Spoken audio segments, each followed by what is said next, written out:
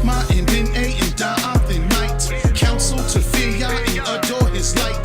These are the spirits we need in our life. To walk uprightly, be pleasing his sight. All we seen was the terror and pestilence. All we need is YAHWEH'S deliverance. We need wisdom to shine like the seven suns. Understanding that YAHWEH'S the only one. You was lied to about the begotten son. We destroyed like your knowledge, but all I asked for, what's that? Is the spirit of Yah, so all I breathe is the spirit of Yah, so all they see is the spirit of hate, so all my pleas is the empty Yah's gates. And as they grieve, see his word take shape, so plain to see that YAHWEH is great. All I need, Yah's all I need. Your Ruach Kodesh, my Yah, I must confess, my Yah is all I need. YAHWEH is all I need. Your Ruach Kodesh, my Yah, I must confess, my Yah is all I need. Trust in my YAHWEH with all of your heart. Keep his commandments, from evil depart. Give Yah his praise when sunrise the day starts. Keep all his paths, Yah will light up the dark. All I yearn for is the spirit of Yah. All I long for is the spirit of Yah. Too long we been disappeared from my Yah. Not sincere with my Yah, unaware of my Yah. Quite unfair to my Yah. Do we care for our Yah, the fountain of living waters? Why you think he drying all the oceans? Why you keep choosing presidents and keep voting? Worship. I was an Israelite. I had so much high self-esteem. I am Israel. I gloried in myself, as many of us did. It made me feel as if I was the highest thing on the world, because I thought I knew the greatest secret on this earth. Men and women were burning down institutions of education and rioting because they wanted black history. And I said, I found black history right here in the Holy Scriptures, and I found out that I'm part of the holiest, greatest. Yeah, I serve it refined, perfect. Walk through the iron furnace, not burning 400 years. You gotta know time, purpose. Wise flourish, fools following folly. The blind person, eyes hurting, let the light in. Like I despise curtain, watch out for them lying. Service, humbleness, I'm trying purchase. Cause it's kinda hard to stay on your job with pride working. What's his name? And his son's name, if you can tell. Yahweh Elohim, a host, his son's name is Israel. So awake, Yaakov, and watch out for your sins. Yah will be with you while you be with him. If you seek him, he will find you. Do not put his words behind you. If you forsake him, he will forsake you. So please be mindful. Life is a battleground, so break up your fallow grounds. Seek righteousness and sow in mercy till he shower down. Reformer and latter rain, restored in the latter days. Jacob no longer repressed and thinking like a slave. YAHWEH is his name. His word has came to us as the rain. YAHWEH is his name. His word has came to us as the rain. Is that YAHWEH YAHWEH is his name. Is our lawgiver. YAHWEH is our his judge. word has came to us as the See me rain. when I call, oh Elohim, oh my righteousness you have enlarged. When I was stressed, you heard my prayers, have mercy upon. When I almost slipped, you grabbed my foot and told me to hold on. Oh sons of men, how long will you turn Yah's glory in the shade? And love live in vain, walking in your own way. See la, be Yahweh separated to himself. Desk, wisdom, understanding, knowledge is my health. Follow these steps, please Yashamal. When I call, standing out on sin, commune with your own heart while you still in your bed. See la, offer the sacrifice of righteousness. Put your trust in Yah so your life just live. Though some will say ain't no good in this day, Yah let this countenance and shine this light on his face. Put gladness in my heart more than the time when they whine and crease. Now I will both lay me down in peace, cause only Yah keep me safe. YAHWEH is his name. His word has came to us as the rain. YAHWEH is his name. His word has came to us as the rain. Thing that I ever learned is that YAHWEH is his name. YAHWEH is our lawgiver. His word has came to us as the rain. I gloried. I was an Israelite. I had so much high self-esteem. I am Israel.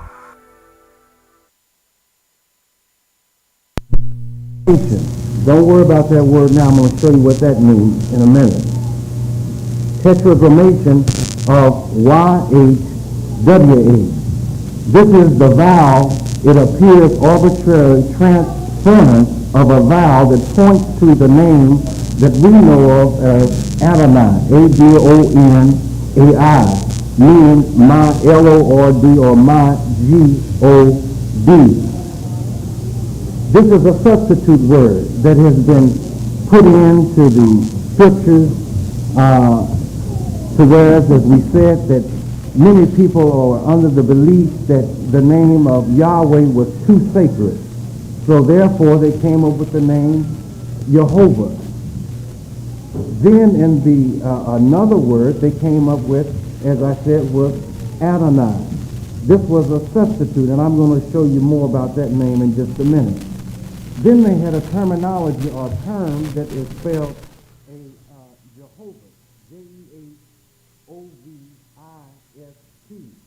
Now this is a person holding to the opinion that the correct transliteration of the Hebrew sacred name for God is Jehovah. Also, when a person, they had another term that is called a YAHWEH'S, YAHWH'S. Now this person was one that was holding to the term or the opinion that the correct name for Yahweh, they considered him as a Yahweh. Now you have the term Yahweh, YAHWEH. Now another spelling for this is, let me write it on the board, maybe you can see it a little bit better.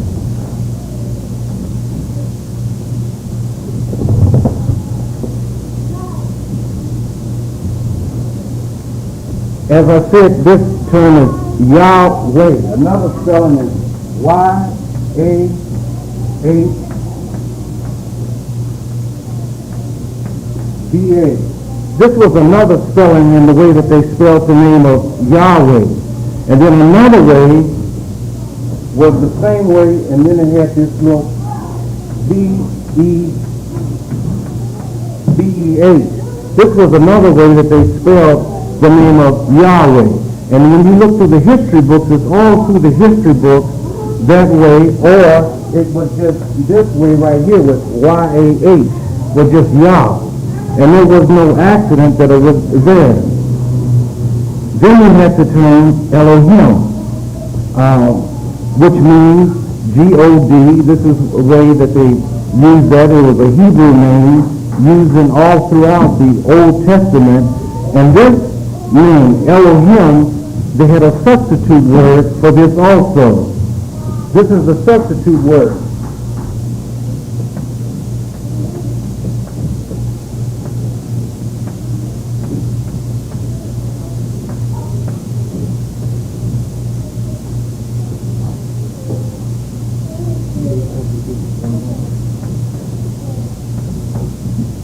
This is the three terms that they use. G-O-D, G-O-T-T, and G-A-W-D. Now if you check through your history books, you'll find that all of these pointed to an Assyrian deity. You'll find it all through, just about every history book that you go to, you'll find that.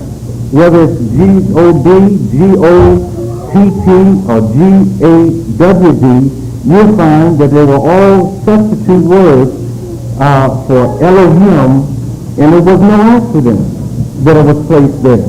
And it was always to where people always wanted a deity. They were always, as many today, people want something to serve.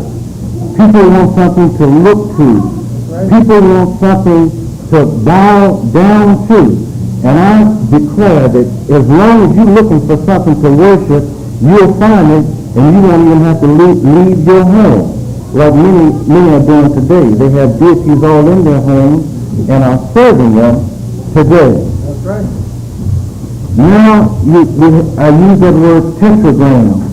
Tetragram is a four-letter word with a greater meaning of a name. Then you have a word called tetragramation. Now this is a grammar. This is a full consonant of the ancient Hebrew name for G-O-D, and it is written many times JHVH, JHWH,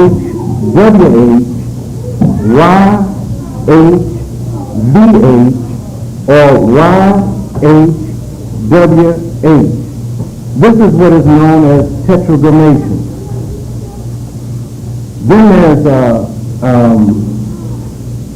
all of these words. They were used in place of the Almighty's name. And these tetragrammations or tetragrams of words, the people felt that the name of the Almighty was considered too sacred to even pronounce the name. They felt that it was just too holy of a name.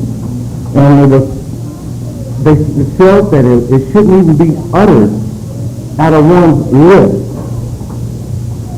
So therefore, they came up through modern reconstruction, they came up with these tetragrams, these four-letter words that I've shown you already. And you can check any of this out in your history book, and it'll be right there, and it'll be spelled out just that way. And then there's the word that I looked up, and it was really interesting. Oftentimes, you'll hear this word right here.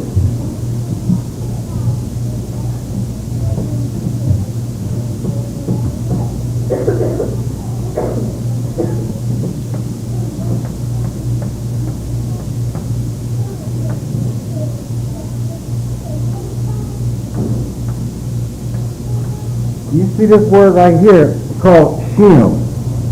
Oftentimes I heard it many times from many of the brothers from Philadelphia when I was in Atlanta. I heard it there. In Mississippi, I heard it there. And I just want to find out where that thing came from, or that name. You know, like one of these other names. Let me show you where this name came from. Let me write it out.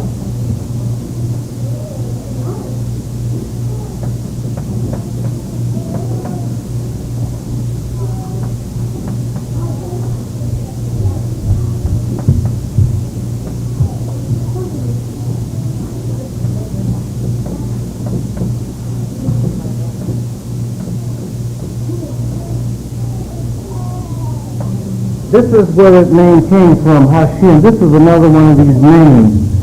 And all they did was they just took the first two letters, and they put it and called it Hashem. The same way as they have a couple other letters and names for this name that they substituted and felt that it was so sacred. And then they said that this it means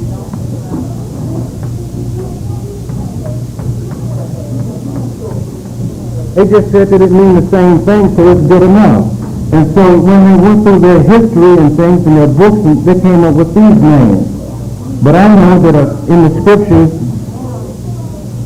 that the Almighty doesn't need any help with His name at all. I don't care what name you come up with. Regardless of what substitute that you come up with, the Almighty doesn't need any help with somebody trying to declare His name. Whatever you come up with, it's just not good enough. The scriptures often says, and when you look throughout the scriptures, you see one particular scripture that it often says that we're not to do two things with the Almighty's word, and that's add or subtract. So I don't care what you try to do, and feeling that you're being holy, or you're feeling that you're being being real pious or something like that. You're not doing nothing but making a fool out of yourself, and you're adding and subtracting and bringing damnation upon yourself. So whether you use this name and take a couple letters away from it and add it somewhere else, that's nothing. You're not doing anything. And this is all they did. So you hear these many brothers that come around, they say, well, it's Hashem. So what is that? Whether you say it's rattlesnake, what's the difference? It don't make any difference, and you feel that it's giving the Almighty some help. But does the Almighty really need any help at all in proclaiming His name? When the Almighty can, as we read in the scriptures and see where the Almighty can have rocks crying out, can have the mountains giving him praise and honor, when he has that the little babies that is in the womb, does the Almighty really need any help in declaring his name? Well, we know that he doesn't. Then they came up with another word. They said, well, they said, I tell you what I'm going to do. I'm going to do this.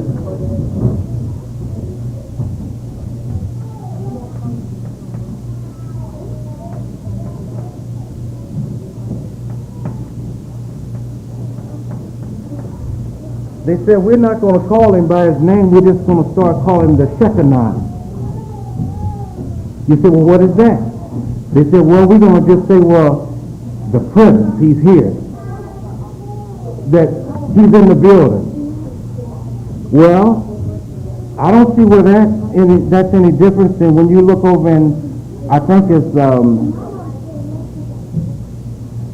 in 2 Chronicles. It said that when the glory of the Almighty came into the temple, it said that because of the glory of Yahweh, when it entered into the temple, that the people fell over backwards because it was so radiant. It was such a power in the house.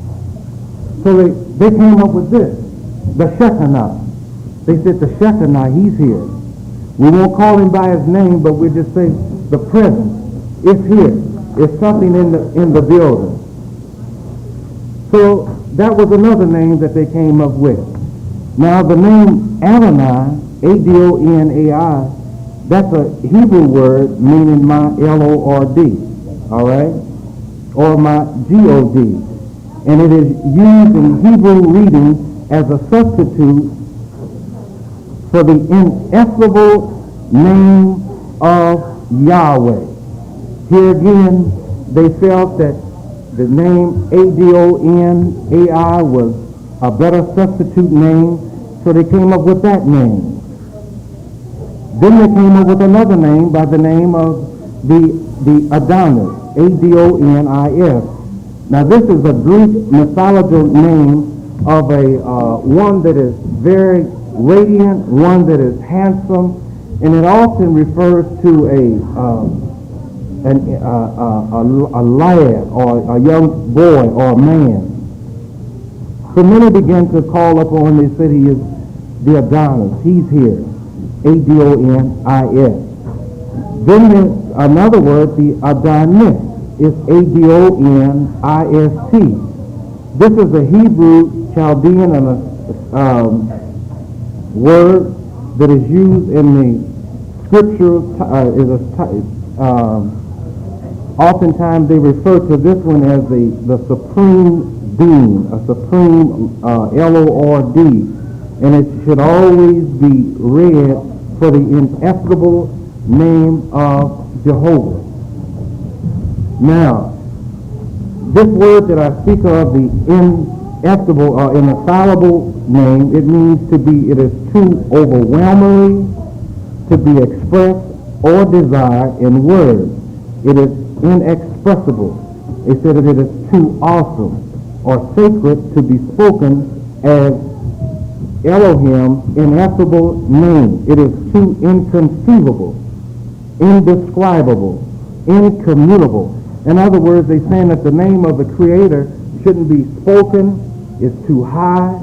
It is too sacred, infallible, and it was so many other names that they came up on that I just stopped right there.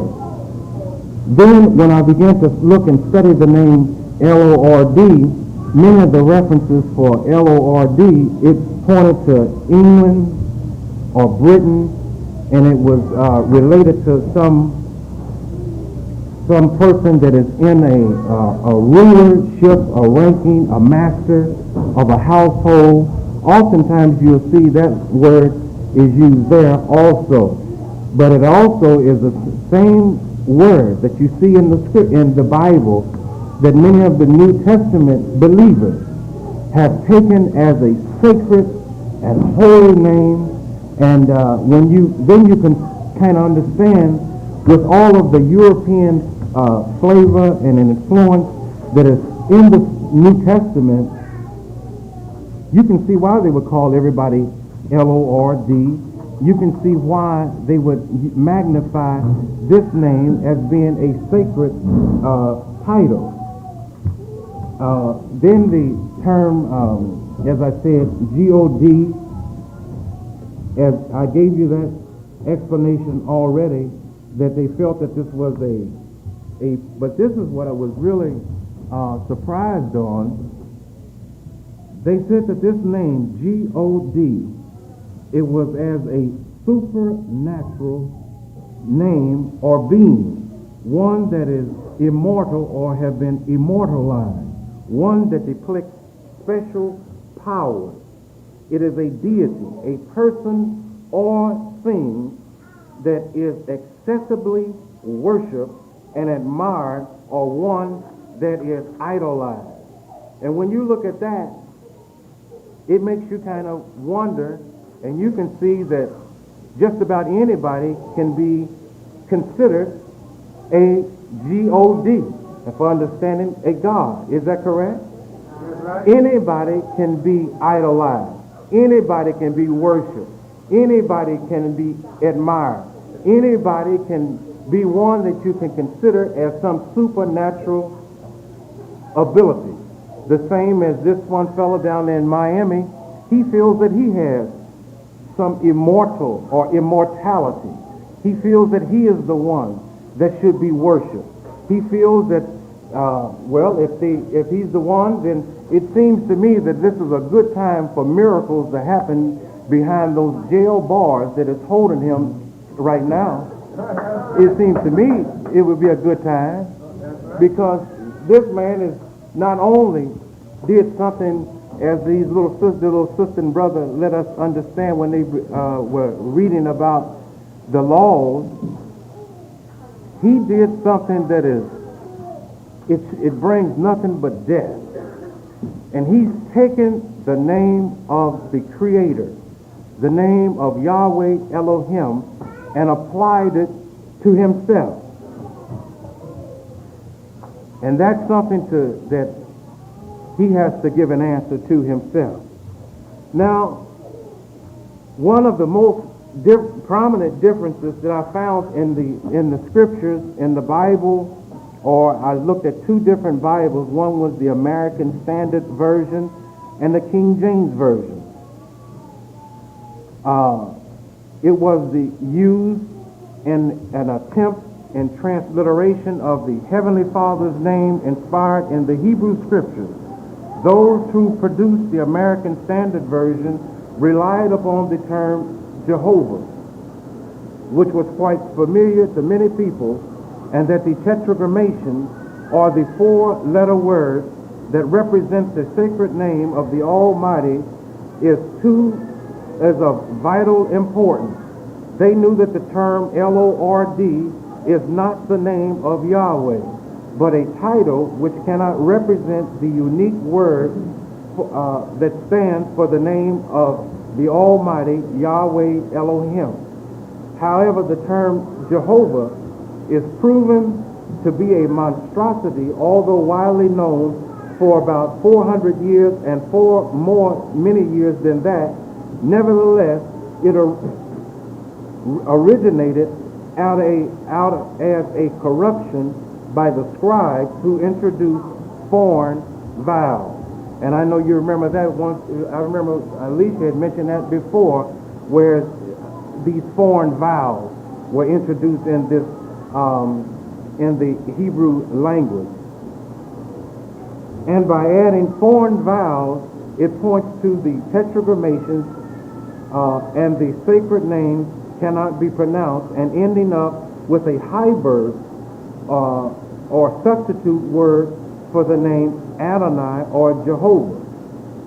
Now, when I say a hybrid word, it means like something that is not the original. It's something that has been like crossed and mixed and interwoven. This is what a hybrid is. Now you often hear about the Talmud, Talmud, which many of them study from. And that's a real interesting book. It's not just one book, it's about 10 different books that is collectively put together. Now, it was some things in that Talmud that I had seen that you can really see the foolishness and it just was, I'll just leave it at that word. Can't say what I really want to say about that thing. But in that Talmud, in Sanhedrin 10 and 1, it explains that the name of the Almighty is written. Now listen, they knew how it was written, Y-A-H, but they pronounced it and wrote in this term, Adonai. And I got the scriptures because I want to show it to some of the people that is devout, believe in this Talmud. But if they look in that Sanhedrin 10 and 1, which is like a chapter, they'll see that it was strategically substituted. The name of Yahweh was taken out of the scriptures and replaced with the one by Adonai. And also, if you look in the Encyclopedia Judea, volume number 7, page 679, the pronunciation of Yahweh, Y-H-V-A, is pronounced Yahweh. And when you study, look at even in your book that you have, the Encyclopedia, you'll see that it's pronounced this way. The Talmud also of two recessions or times. One was the Palestinian Talmud. The other one was the Babylonian Talmud. So a lot of times when you're talking with some of these people in different parts of the country, many times you have to really understand which one of these books that they're talking from. The same way as when you're talking to many of these Muslims. There's so many different sects of them. It's over 100 different types of Muslims. And you just need to know which one are they. Are they Jordanian or Syrian? Which one are you? Which one are you? But one thing I like about being Israel, you can only be one type of Israelite or one type of Hebrew, and that's one that fear Yahweh Elohim and believing and keeping his commandments. That's what I believe. But when it comes to dealing with this Talmud, there's different types. Then they have a book that is called the Mishnah, M-I-S-H-N-A-H, and the Haggadah, another book, which dealt with the civil laws and rituals. They knew of the name of Yahweh as well. And they knew that the name of the Almighty was so immaculate that they felt that they couldn't pronounce it, they wouldn't teach it in many of their temples, so they came up with all of these substitutes. And many of these people, they deal with the book that is called the Haggadah. And when you look at that Haggadah, the name of the Creator, Yahweh, is right in that book. It's in there. But they would put the name Yahweh, then they would put the other name right beside it. So therefore, they felt that, well, this is good enough anyhow. Now this Haggadah that I looked at, this book, it dealt with a lot of folklore, customs, superstitions, legends, tall tales, and even many of them put what they believe in their own intellect. But one thing that they always dealt with, they knew the name of the Creator. Now, I want you to turn with me in a couple of scriptures. I know you're wondering when I'm going to get to some of them, but this is a good time now to look at one. Look in the book of Ezra, the 7th chapter.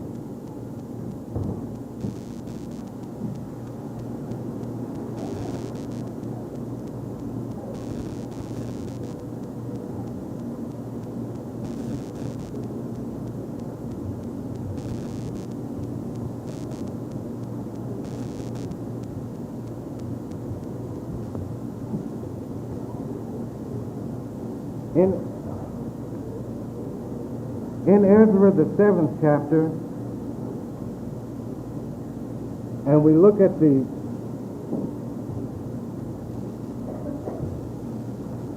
10th verse, and it reads, "For Ezra had prepared his heart to seek the law of Yahweh, and to do it, and to teach it in Israel, teach in Israel statutes and judgments." Now when you get to the term, you can see that in order for us today and to understand the Almighty's word, you have to really have your heart set to receive the word of Yahweh.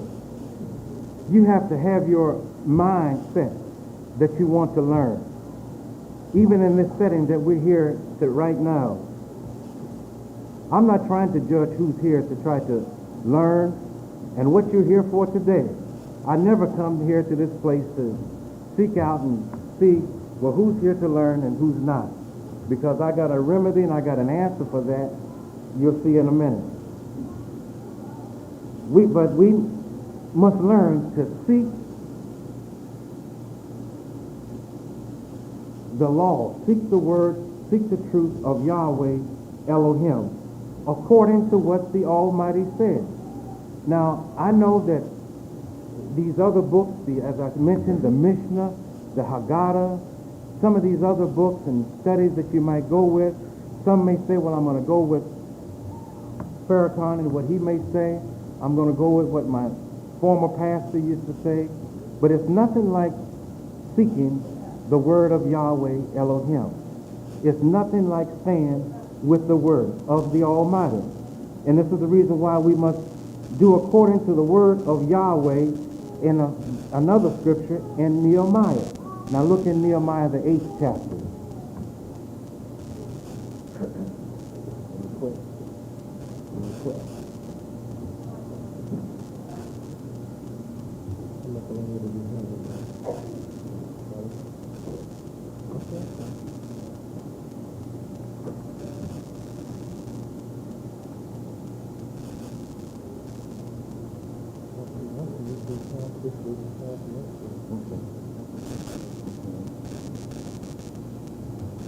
In Nehemiah, the 8th chapter,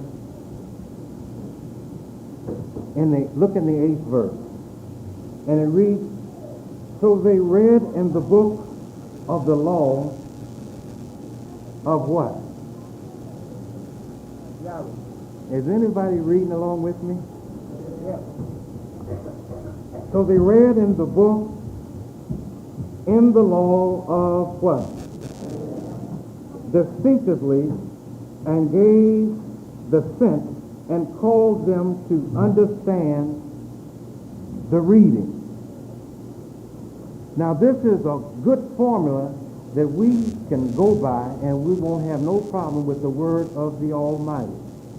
When we come here to this place, whether it's Tyree, whether it's Elisha, whether it's Brother Daniel, or whoever it may be, when we read in the book of the Almighty, in the book of the law, we'll receive a distinct understanding from the word.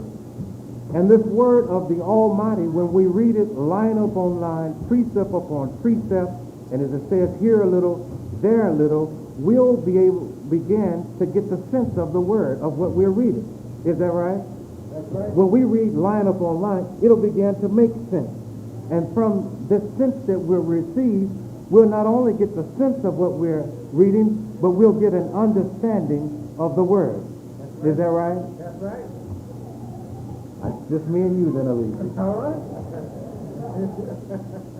So this makes a lot of sense to me when we stay with the word of the Creator. It makes no difference who's before you, who's given the presentation. When we learn to follow the formula in everything, when they built this building, it was a formula that they had to follow. When the garments that you have, there was a formula that they had to follow. And even when you were on your way here today, it was a formula for you to follow, you'll be still out there riding right now. Is that right? That's right. All right. All right, brother. The holy name of Yahweh. Now listen to this. Now this is some information that really was beginning to surprise me. All right. The holy name of Yahweh. It was restricted for use outside of many of the temples and forbidden to be spoken, believing that it was too sacred to be heard by the heathen. And this is found in Sato 7 and 6. Some of these same books. They wrote this stuff down. They didn't hide it from nobody, only from you that won't study his word. You see? Well, then they have also in the Mishnah, it is as is quoted in Berea 9 and 5. Yahweh's name was used to distinguish the Israelites from the Samaritans. This is in their book. And they felt that these names were so sacred. Another place is in Jehovah 6 and 2. You will see where the people knelt down, they laid prostrate when they heard the name Yahweh mentioned. Then there was a 3rd century rabbi who began teaching as recorded in Sanhedrin 10 and 1.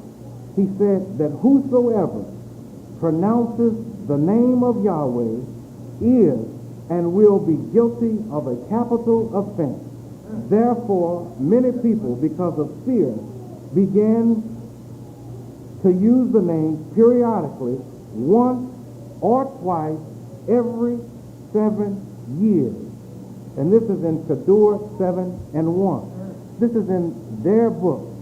They felt that this was a capital offense to use the sacred name of Yahweh.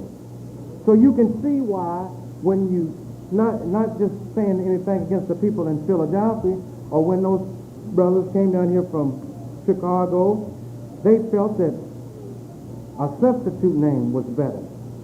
And you can see where they get a lot of this from, because these are the books that they're using.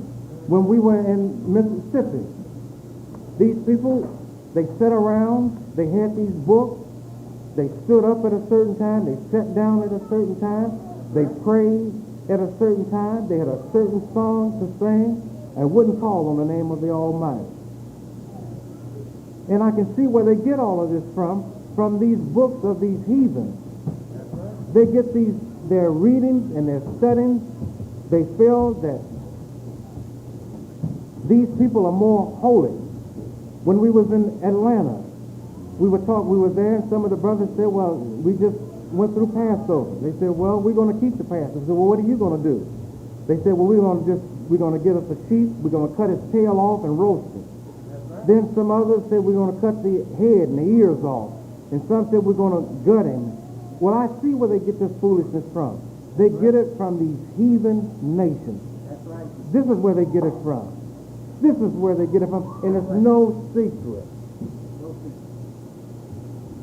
Now let's go on and see. Let's see. Well, Oh, he must be getting tired. You tired?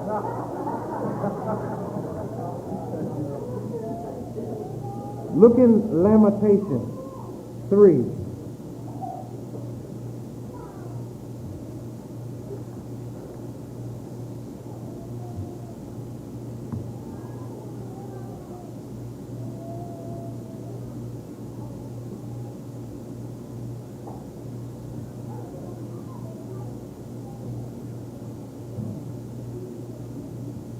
In Lamentations 3 and 25.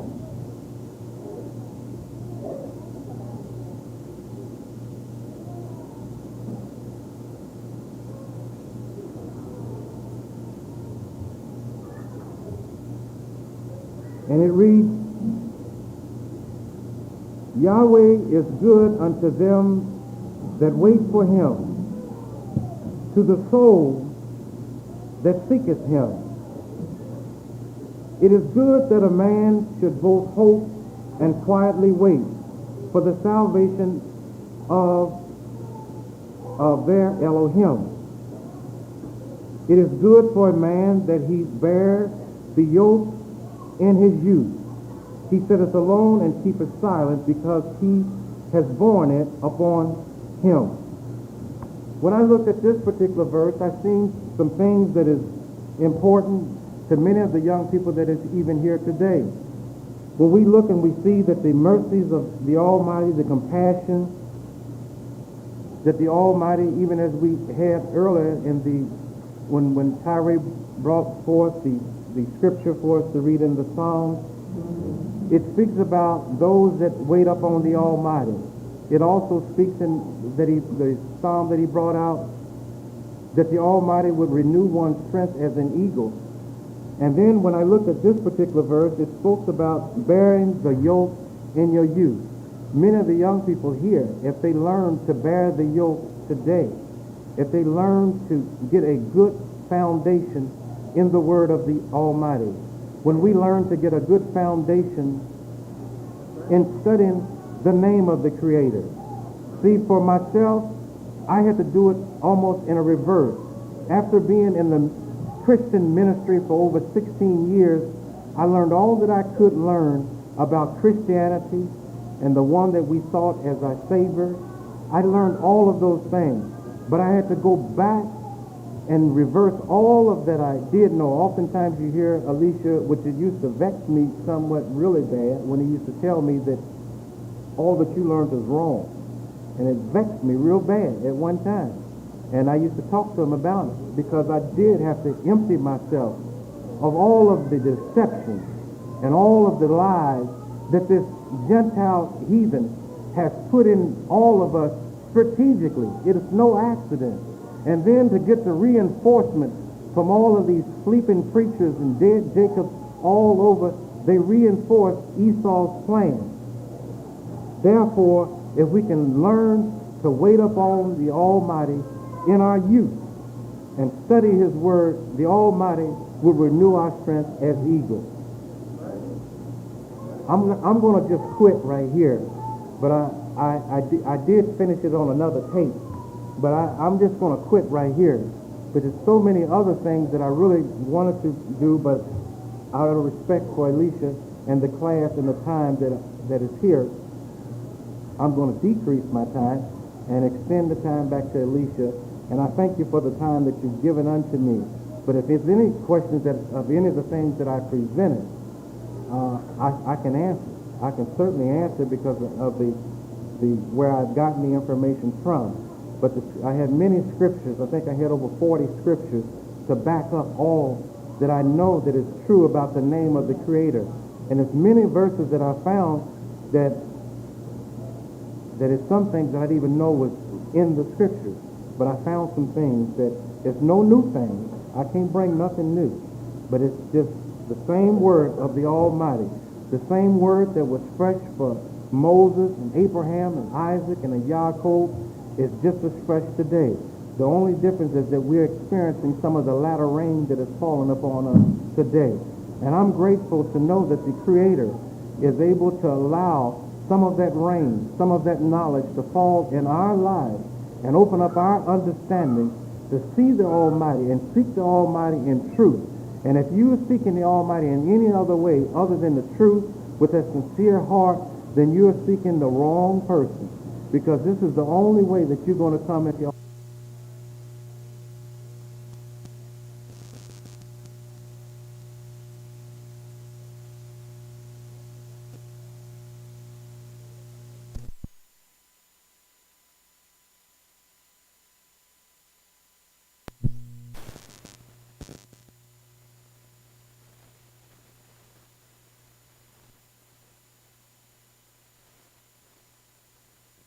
my brother was very thorough.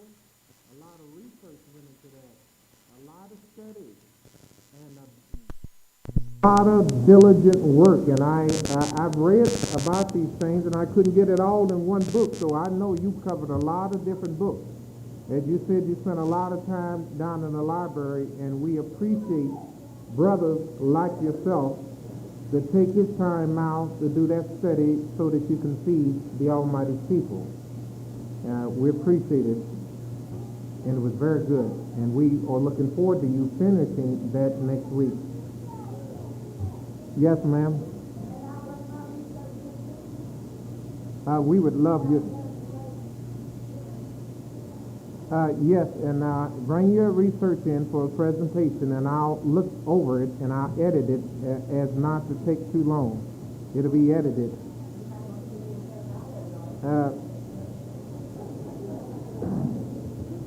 We'll talk about it after the class. No, I won't take nothing out, sir.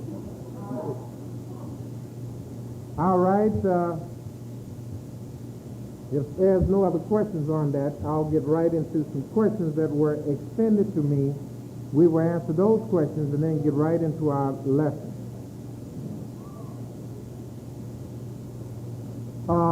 First comment is, don't forget we have the New Jerusalem Chronicle paper, and also we have the last Jerusalem Chronicle issue, and they're for sale for $1 a piece after the class. So after the class, those that want this month's issue and the last issue, where it has one of our brothers, Joshua, on the front page, we have that one also. So those that are interested, they can purchase the paper after the class. Another question. The scripture says, spare the rod, spoil the child. But if you have a child under the age of, is this 1, 2, or 7? I can't understand the number. Or y'all saying 1, 2, or 7?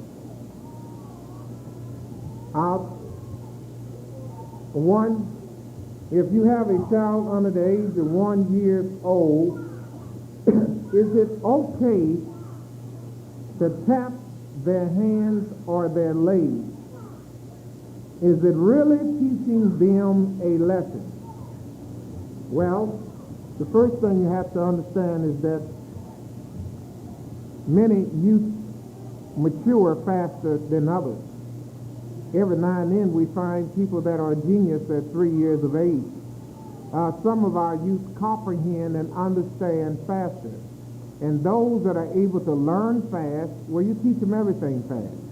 You don't keep them and let them learn certain things at a real fast progress and then keep them dark in others.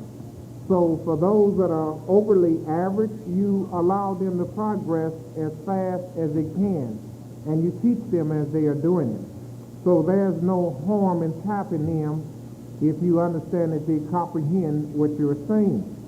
But for those that are not able to comprehend what you're saying and doing to them at 1 year age, which is the majority of them, I don't suggest that you whoop them or try to correct them under a year of age.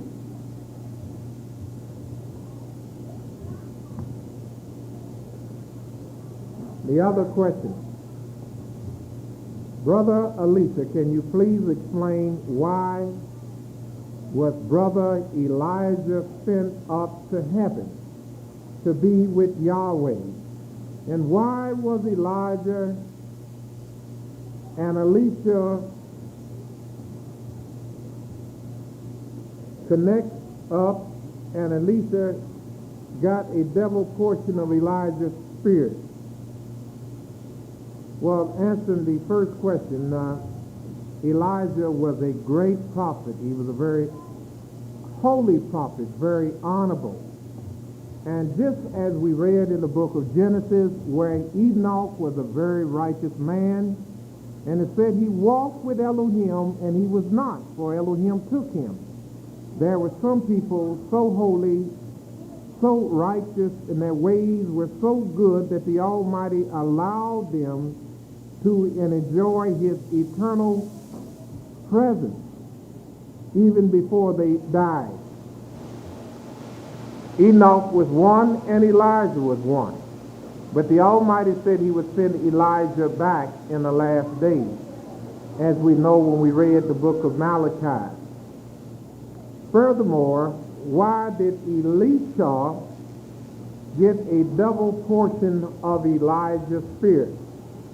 Well, all of the prophets in the Bible, they had what they called a servant or an understudy that was always with that prophet, learning just like a student would stay under a professor, learning and studying and gaining knowledge.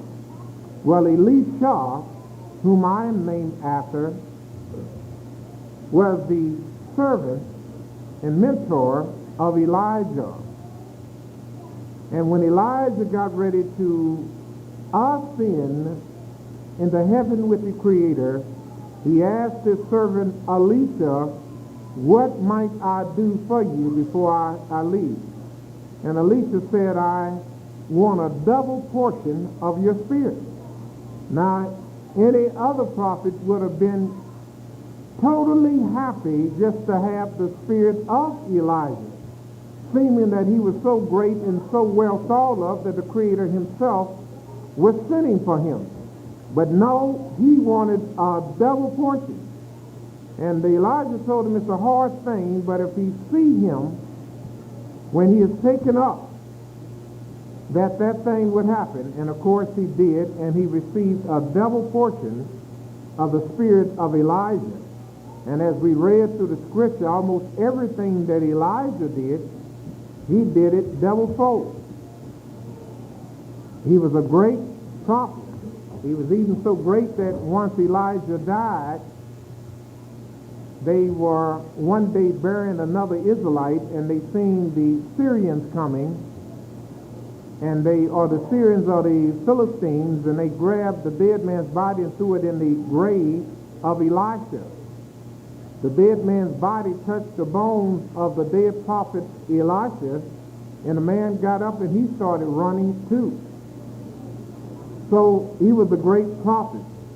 And I might add also that we in our society, we get names because our uncle was named this, our aunt was named this, or because we knew a famous person.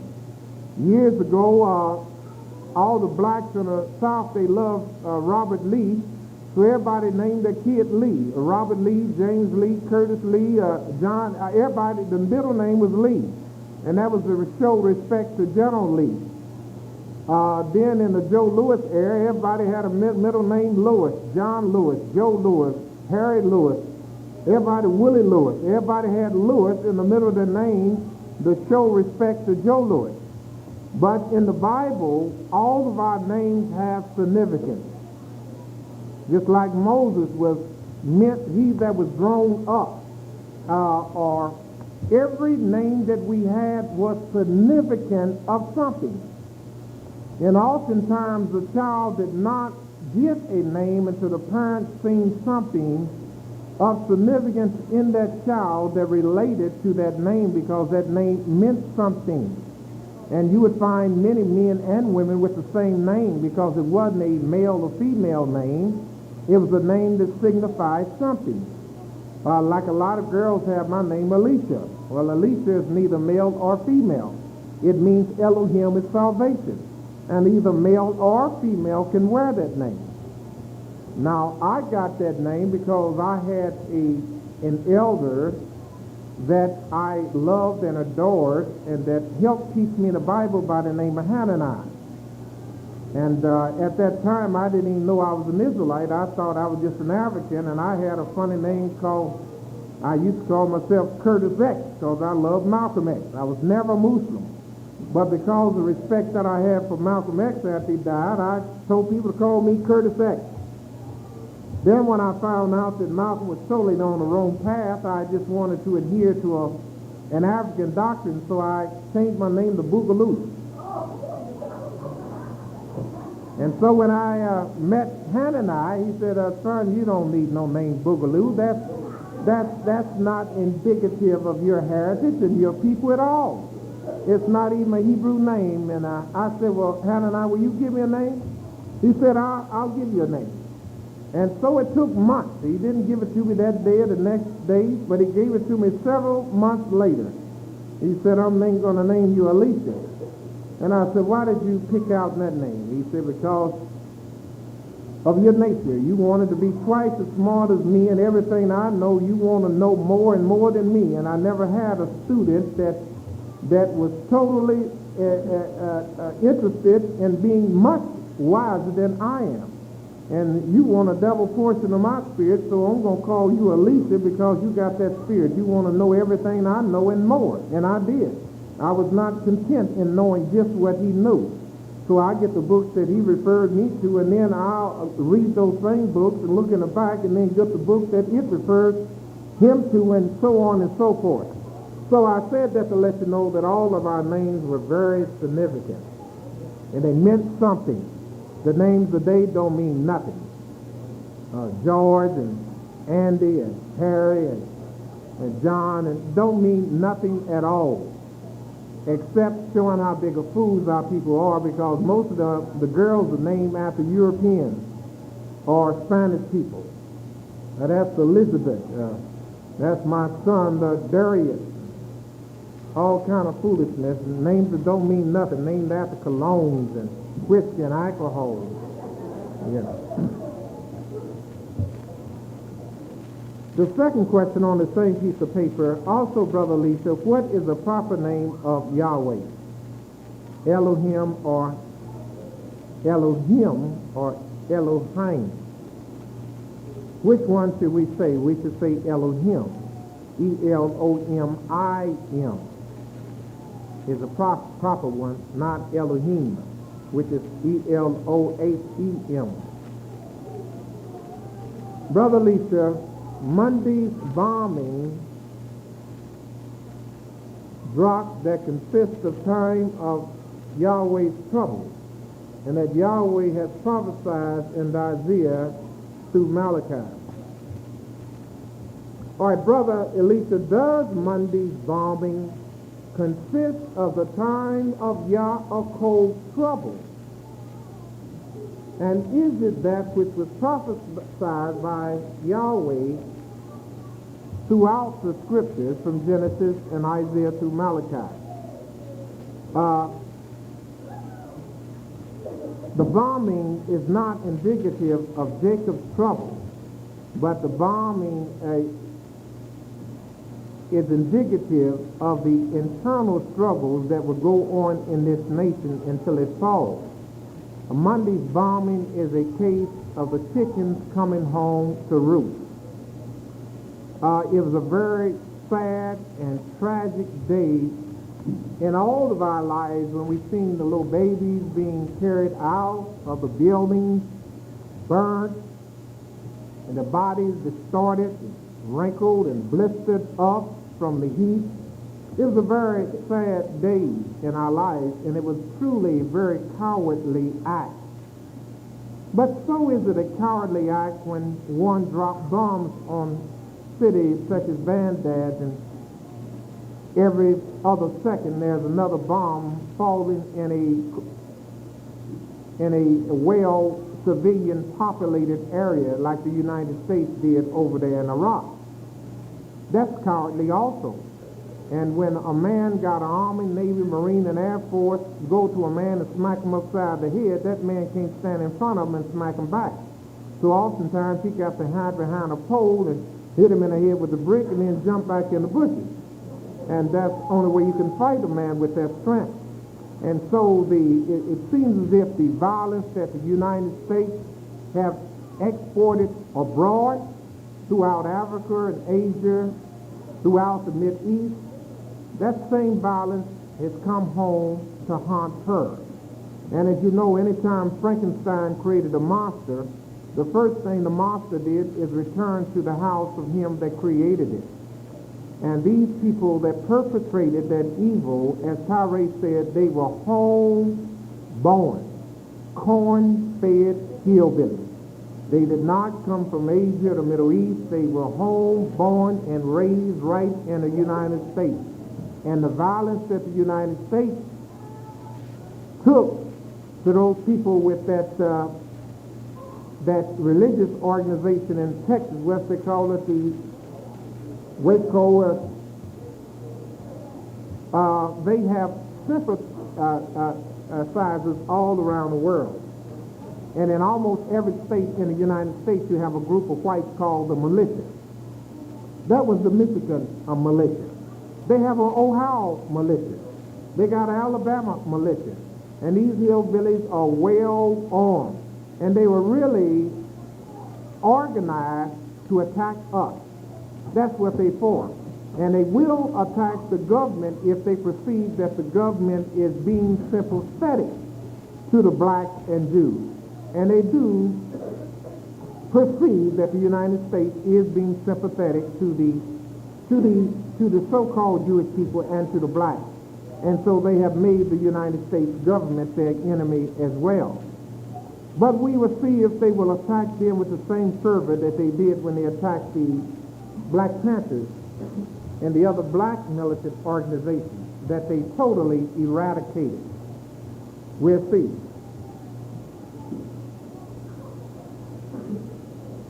Another question that we have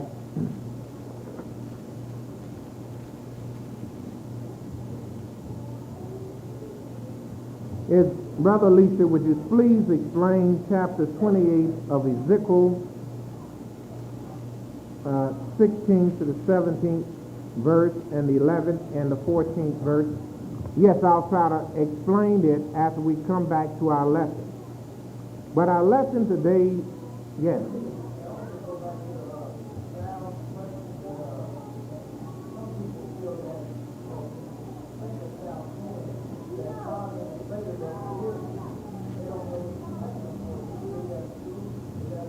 It all depends on the age and comprehension of that child. I don't, and I mentioned it before, I don't suggest spanking a child under 1 year of age.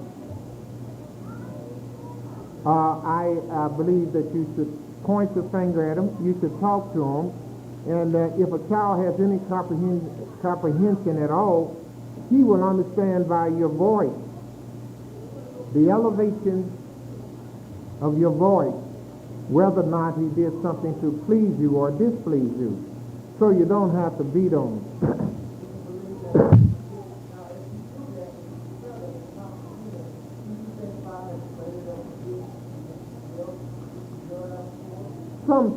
Some of them do. All of them are different.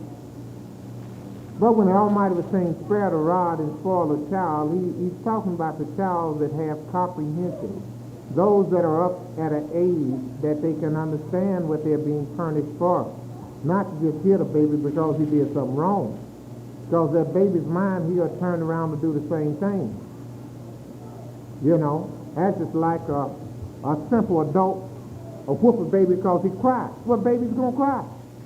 Then the baby cry again, they grab a cigarette and burn his hand. Then the baby cry again, and then they hit him in the face with their fist. Then the next thing you know, the baby's died.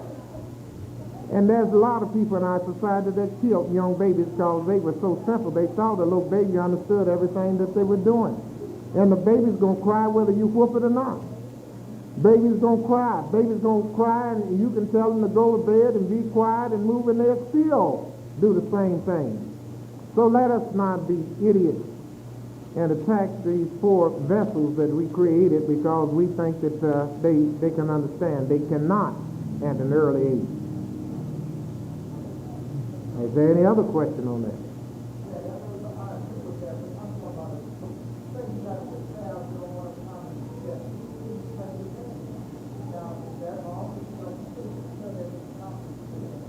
If you don't want a baby to go down the steps, put a little fence up. Baby's going to go down the steps. You'll whoop him the next day. He'll go down the steps or fall down the steps. You don't want a baby to fall down the steps, put a little fence or a little screen up. Because I don't care how much you whoop them, they're going to go through the steps and fall down and break the neck. Then you're going to be at the bottom hitting on them. That's madness. I'm trying to address your subject, but it's madness and insane to go beating on babies.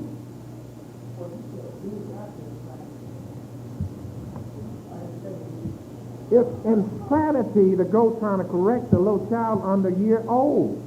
They don't understand. They don't understand. Most of them don't. Not unless a little thing is a genius.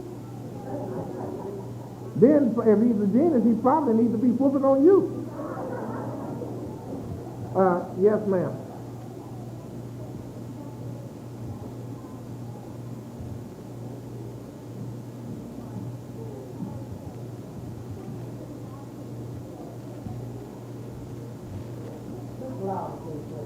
Thank you, sister. That was very well spoken. And I think Levi got the message, so we're not going to take all day to tell him about not beating the little babies he got. All right? Is it on the same subject? Because I must go on.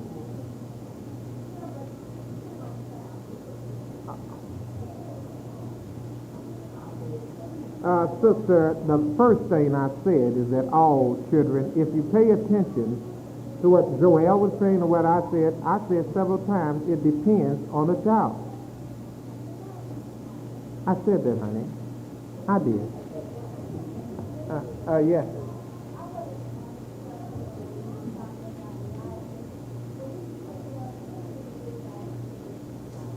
Well, that meant exactly what it said. The horsemen of Israel, the chariots of fire, took them into heaven.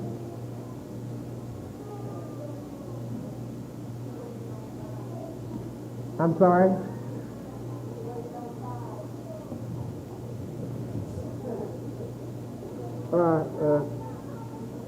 If the scripture said chariots of fire, it was chariots of fire. If it said the horsemen of Israel, it was just the horsemen of Israel. Whatever it said, that's what it was. All right, now we'll answer the last question, and then we will get into our... the last question I have is, please explain Ezekiel the 28th chapter.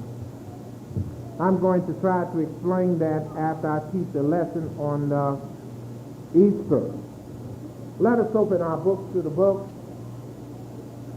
of Jeremiah, the 1st chapter.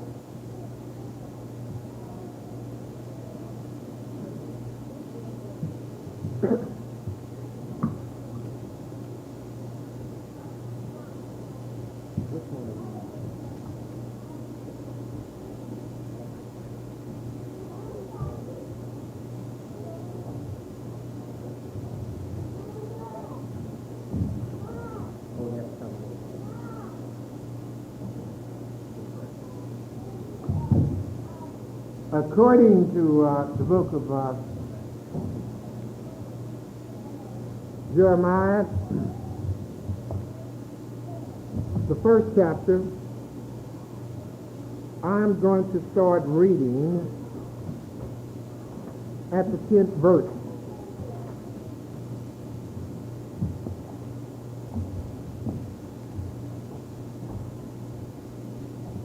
I'll start at the 9th verse.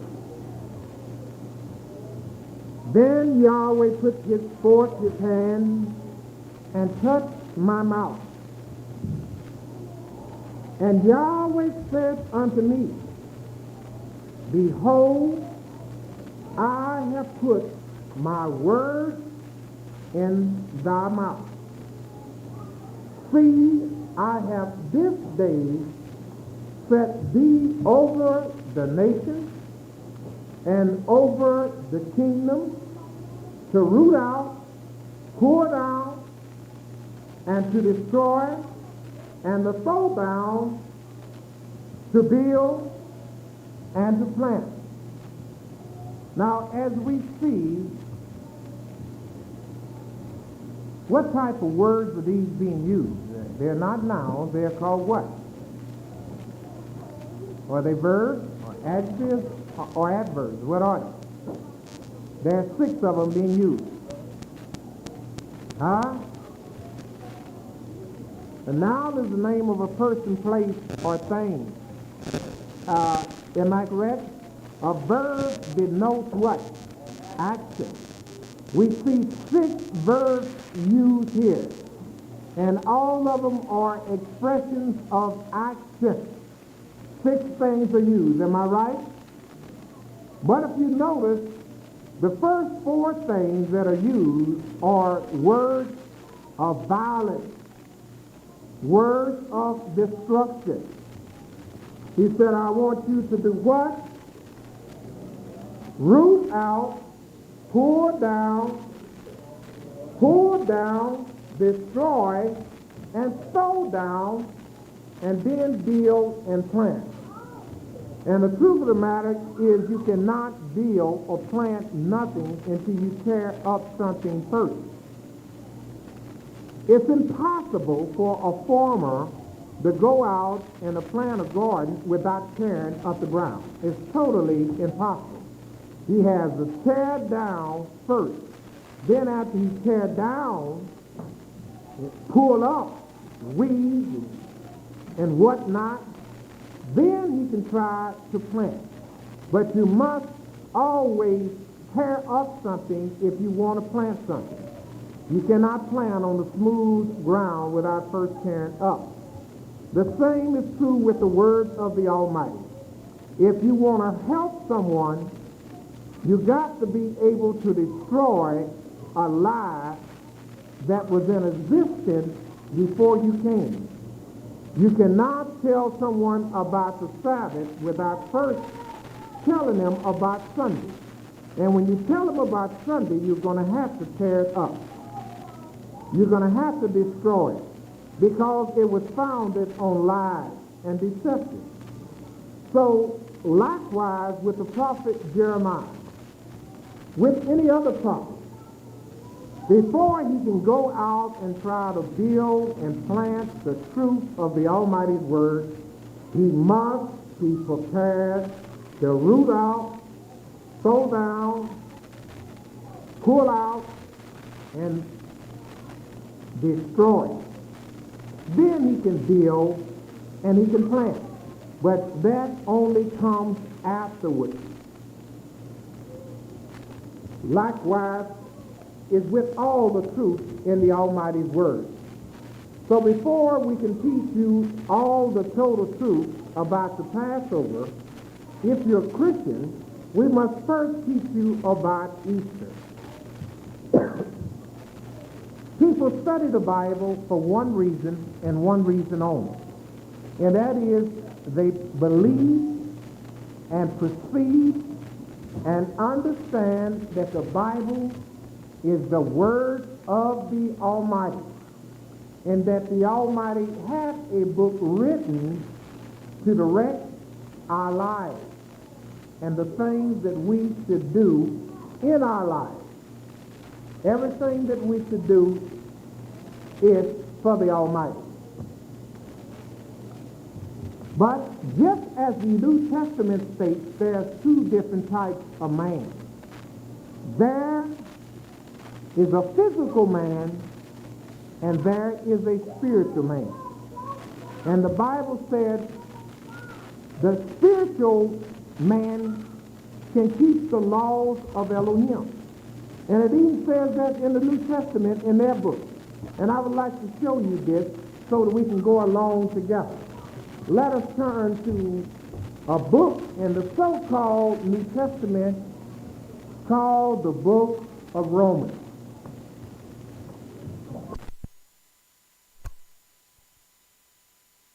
Shalom, shalom, shalom. Thank you for tuning in to Nothing But the Truth. This was a teaching by MOREH ELESHA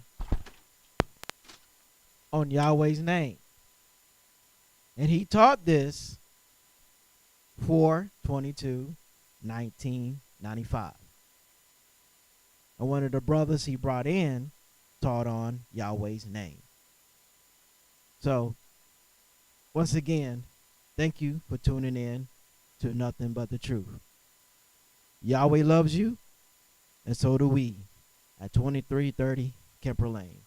Until tomorrow, shalom.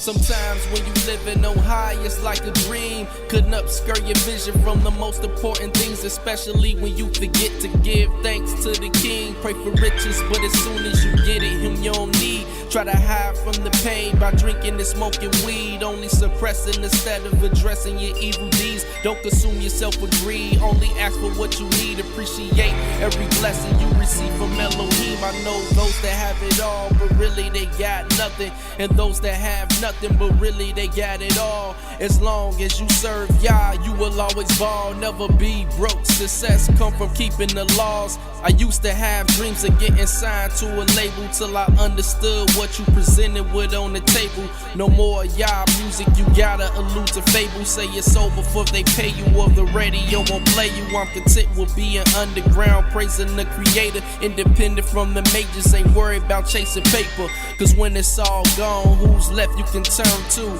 Second chances don't burn through, cause he's my God, my protector, my shield, and my king. If you delight in Yah from the start, he shall give you the desires of your heart. You can have all the money and the cars, the clothes and the jewelry, find a winning in a hurry, but that don't always. You can have all the money and the cars, the clothes and the jewelry, find a winning in a hurry. You see, I know it's more. Thank you for using Blog Talk Radio. Goodbye. Of course they get you far. You wear your fancy clothes, look good from head to toe. That's just material things. Yeah, you out here sharp, but you ain't happy with life. I see you out here with the pretty girl, buying them diamonds and pearls. Got a house on the hill, you ain't worried about bills. But at the end of the day, you're just all alone, and you wonder what went wrong. You forgot the small things that's actually important. I'm talking about the friendship, the love, your peace, your joy, your happiness. Those things are priceless, and they make a difference. Remember, more money, more problems. You gotta be smart and wise. You can have all the money and the cars, the clothes and the jewelry, find a winning in a hurry, but that don't always. You can have all the money and the cars, the clothes and the jewelry, find a winning in a hurry. You see, I know it's more to life than that. Violin and wine, sipping, cruising through the fast life. Eat my piece of pie till I'm down to the last slice. Time freeze when we move, so you ain't gotta ask twice. How I get it doesn't matter as long as the cash right. That's the mentality my people think with. They promise riches, loyalty, long as you keep it secret. Society, the fourth dynasty, getting broken pieces. The writings on the wall, the fall of a new coetus. Illuminati want my mind, soul, and my body. Initiation if I trade it for that new Bugatti. Whether conspiracy or tyranny, they crucify me like Machiavelli, but I'm already and moving wisely. Kick back, I'm reading the second book of the Maccabean brothers who died with their mother to stand for what they believe in. Cause when you lead this earth, only thing you got is your name. Don't get it muddy while you chasing that money and fame.